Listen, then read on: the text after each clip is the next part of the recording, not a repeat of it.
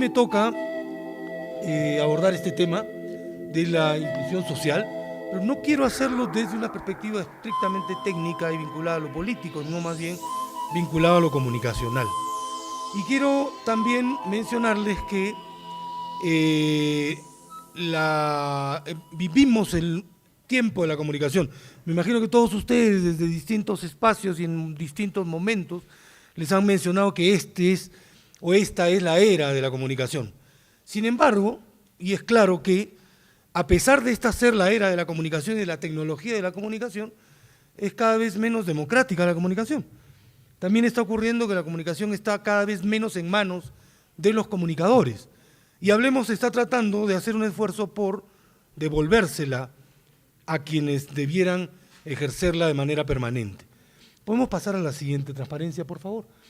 El tema de inclusión y su relación con comunicación está fuertemente vinculado a la idea de progreso, a la idea de desarrollo. El desarrollo humano implica un camino ascendente en la búsqueda del bienestar y nosotros hablamos de ese contexto tomando en consideración un escenario global y un escenario local. Para el escenario global, el discurso del desarrollo está vinculado con las metas de desarrollo del milenio.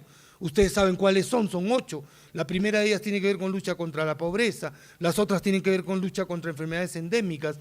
El último de las metas de desarrollo del milenio tiene que ver estrictamente con comunicación, que es generar una alianza grupal, colectiva, institucional, entre todos los países del planeta para alcanzar el desarrollo. Se da en un contexto de expansión cada vez más fuerte de la democracia. La democracia se ha convertido ya en un derecho, pero además de eso, se ha convertido en un ambiente en el cual el desarrollo encuentra un espacio propicio para vincularse, para desarrollarse, para alcanzarse. En el contexto global, las organizaciones internacionales y los estados están todas propiciando políticas de participación. Parece ser que hoy día la palabra de moda es la participación. Y en la comunicación, a nosotros y a ustedes, los comunicadores de todas las dimensiones, se les pide que provoquen la participación. El ejercicio de comunicación es un ejercicio participativo y eso está dentro del contexto global. El Banco Mundial, el Banco Interamericano de Desarrollo, Naciones Unidas, nos dicen a los comunicadores que nuestras estrategias tienen que ser todas participativas, comunitarias, involucrantes, inclusivas. Por eso hay algunos elementos como por ejemplo el tema de seguridad alimentaria, que es un tema clave en este presente que parece ser una especie de futuro al que le tememos, porque cada vez es más insegura las posibilidades de alcanzar desarrollo sostenible, seguridad alimentaria, en un marco global que tiene que ver con lo que en Naciones Unidas se define como la agenda del sufrimiento.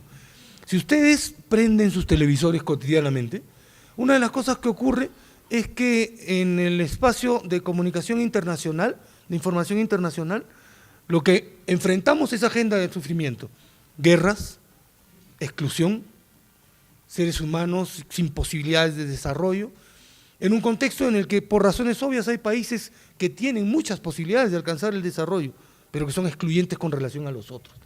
Para nosotros, en el contexto local, esta lucha contra la pobreza nos está trayendo indicadores positivos. Yo no los voy a mencionar acá, pero de los últimos 4 gobiernos hemos tenido una escalada decreciente de los indicadores de pobreza. Esto quiere decir que vamos mejorando en ese ámbito. Y eso tiene que ver con los programas sociales. Este es un gobierno, como los anteriores, cuya preocupación fundamental está vinculada al tema de la inclusión social. La inclusión social, y ahora ya vamos a temas filosóficos, es algo en lo que no debiéramos pensar. ¿No están de acuerdo ustedes conmigo? Nuestro mundo debiera ser inclusivo per se. Nosotros debiéramos ser inclusivos per se. Nadie debiera venir a decirnos, ustedes tienen que ser inclusivos, porque esa es una situación que no es humana. Sin embargo, la forma como se ha ordenado geopolíticamente el planeta, cómo la sociedad económicamente distribuye los ingresos, hace que cada cierto tiempo, y ahora como un elemento fundamental, pensemos en la necesidad de ser inclusivos. Y además en que los estados hagan esfuerzos porque la población menos favorecida pueda ser incluida en una visión de buen vivir, que es aquella que en el contexto global se plantea. Y esa inclusión social tiene que tener algunos ejes fundamentales.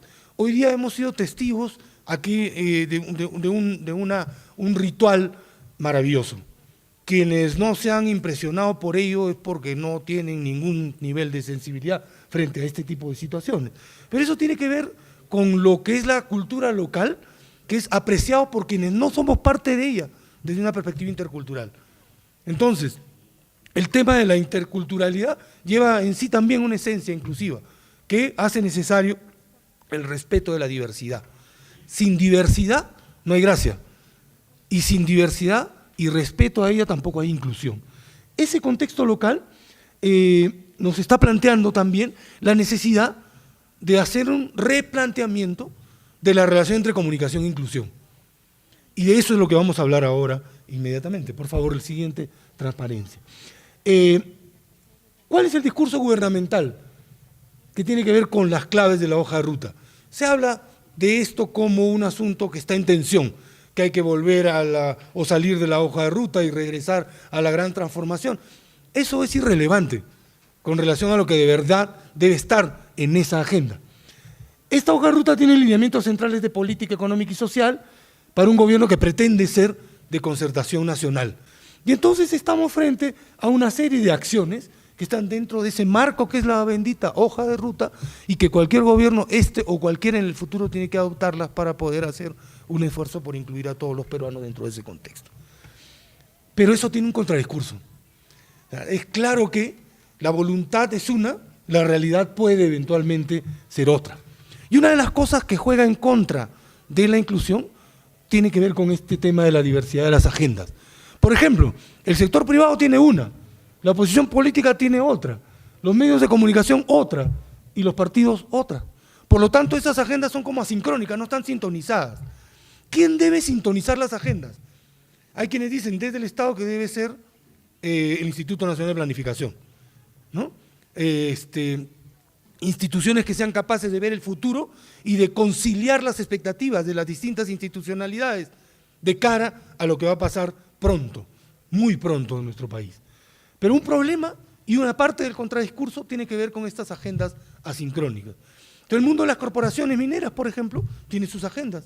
El mundo político del Estado tiene su agenda. Nosotros en el mundo académico, en la universidad, también tenemos la nuestra.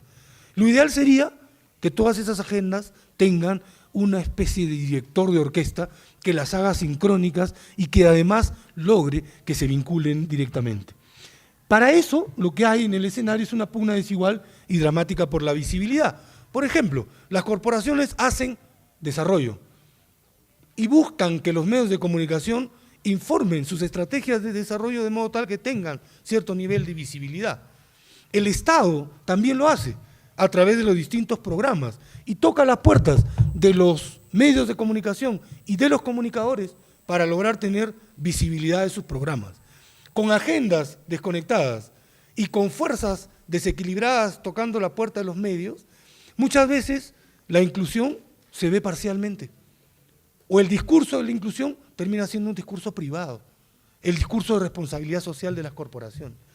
Y lo que queremos en este país es que todos esos discursos y todas esas agendas sintonicen bien en una agenda ciudadana que está también fuera del alcance de los canales regulares.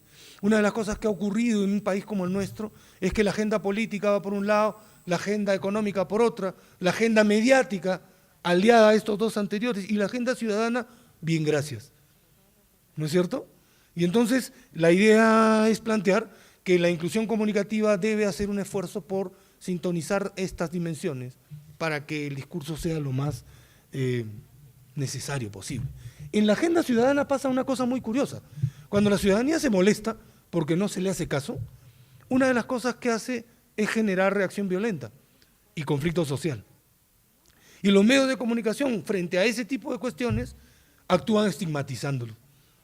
Y resulta que la ciudadanía termina siendo la generadora del problema cuando en realidad es la que es afectada por él.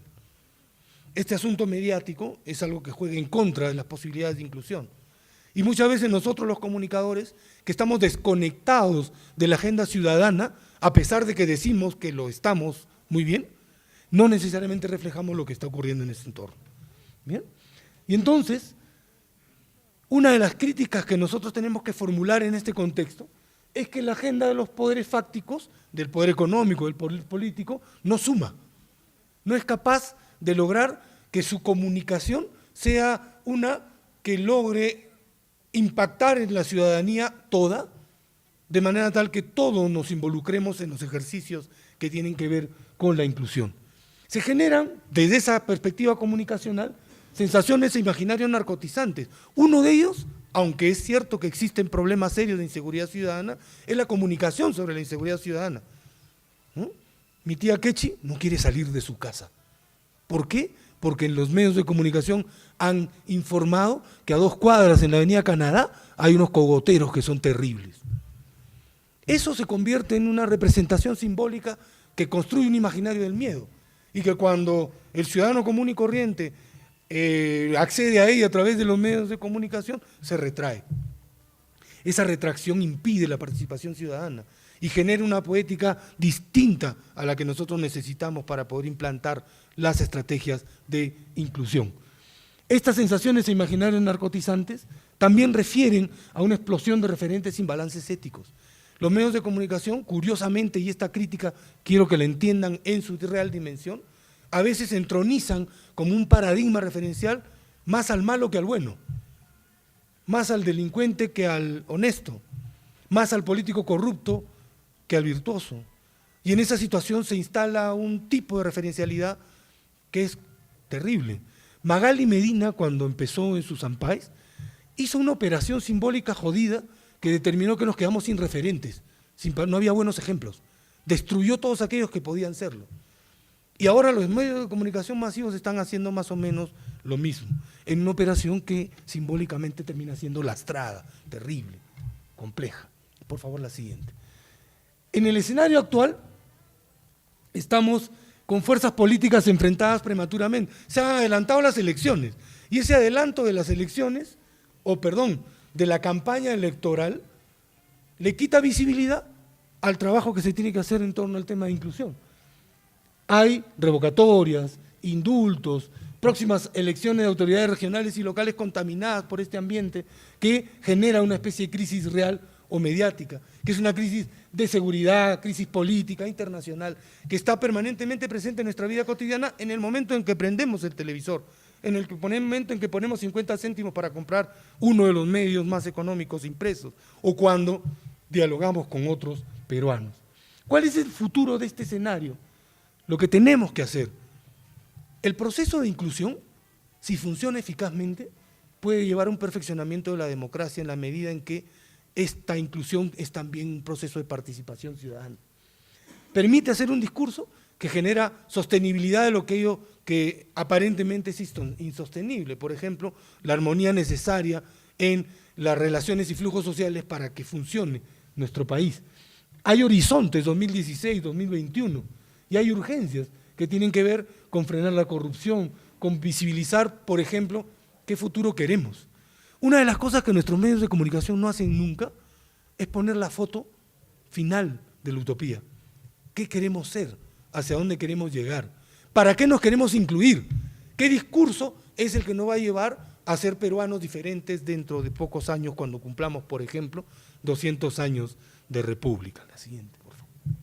Esos son los programas de inclusión social. Yo voy a dejar esta presentación para que ustedes la tengan, me gustaría mucho que discutan conmigo después al respecto.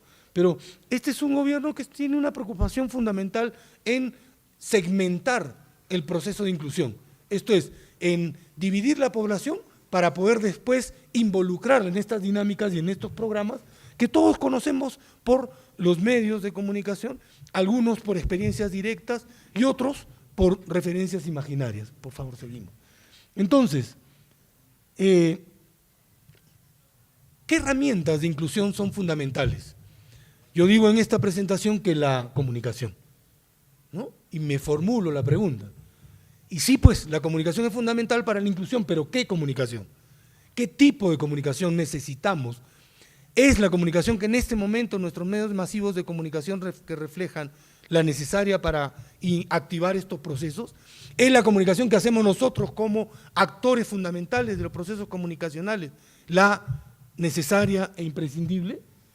La comunicación es naturalmente inclusiva, lo estamos viendo ahora, lo operamos cotidianamente, esencial y filosóficamente, epistemológicamente inclusiva.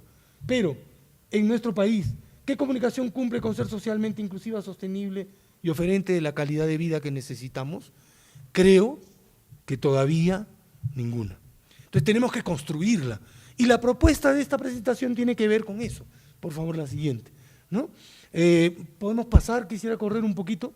El sistema público de comunicación es un sistema de concentración, un sistema privado de concentración.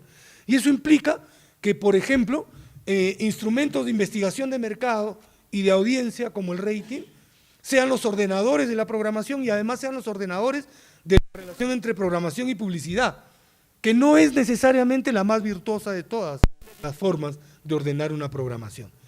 Esto es lo hegemónico. Este es el discurso que nosotros cotidianamente vemos junto con nuestras familias. Y esto es guerra, esto es combate, estos son estos noticieros en los que se abre la línea editorial con más muertos que vivos. Y eso termina siendo algo que tenemos que discutir en todo caso, porque este sistema es uno que tiene que complementarse. ¿No? ¿Cuál es la receta mediática para ir acabando ya? ¿No? Nosotros sabemos que nada es más inclusivo que la comunicación y nada es más excluyente también. Si yo me silencio, si yo solo coloco un tipo de comunicación en mi oferta mediática, puedo ser excluyente de lo fundamental, ¿no? Sí. Entonces, y buscamos un tipo de comunicación adecuada. Desde mi perspectiva académica no más, la comunicación pública sería la ideal. Y esta comunicación académica tendría que tener varios elementos. ¿Qué es? En primer lugar, una comunicación consensuada y democrática. Esto es que implique escuchar a la ciudadanía no desde el rating, sino de sus expectativas, gustos, visiones prospectivas de lo que queremos ser. Además, una comunicación desde los medios, equilibrada económica y editorialmente. Esto es, sin sesgos. Yo no estoy hablando de objetividad, estoy hablando de una comunicación comercial que va a existir siempre y debiera hacerlo, y una comunicación pública que obedezca a nuestras expectativas como ciudadanos y en los que, por ejemplo, la inversión publicitaria sea naturalmente repartida para que beneficie a todos. Por eso es que yo veo una comunicación complementaria a la privada, pero tan buena y que además en esa lucha por su complementariedad se convierta en una comunicación hegemónica. ¿Ya? ¿Cuál es el proceso para alcanzar eso? Espero que alguien me escuche y en algún momento podamos hablar de este asunto. Pero primero tiene que haber voluntad política. No la ha habido nunca. Y cada vez que ésta se ha presentado, ha sido avasallada por la voluntad económica. Entonces, 1, voluntad política. 2, generación de consensos entre ciudadanía, medios de comunicación públicos y medios de comunicación privados. Además, generar una institucionalidad mediática pública y ciudadana. Y esto tiene que ser a partir de la necesidad de crear entre nosotros los ciudadanos la necesidad de una comunicación pública, que la demandemos. Mientras nosotros no seamos exigentes frente a eso, no vamos a tener nunca una comunicación pública. Y eso implica la interpelación de referentes paradigmáticos fundamentales. O sea, ¿cuáles son los mejores ejemplos? ¿Queremos ser como la BBC? ¿Queremos ser como la RAI? ¿Queremos ser como la televisión o los medios en Argentina? ¿Queremos producir una legislación que haga posible una comunicación inclusiva y equitativa? Eso es algo que tenemos que discutir. Y Hablemos es una plataforma extraordinaria para este asunto. Por eso es importante alentar las culturas mediáticas. La cultura mediática actual es una en la que, por ejemplo, no existe una relación interactiva con los medios, de discusión con ellos, y sin embargo podríamos eventualmente promoverla. Y además, alentar la interculturalidad mediática, ¿no? Esos son algunos de los elementos que me parecen fundamentales para discutir a propósito de la inclusión comunicacional y mejorar la propuesta que necesitamos.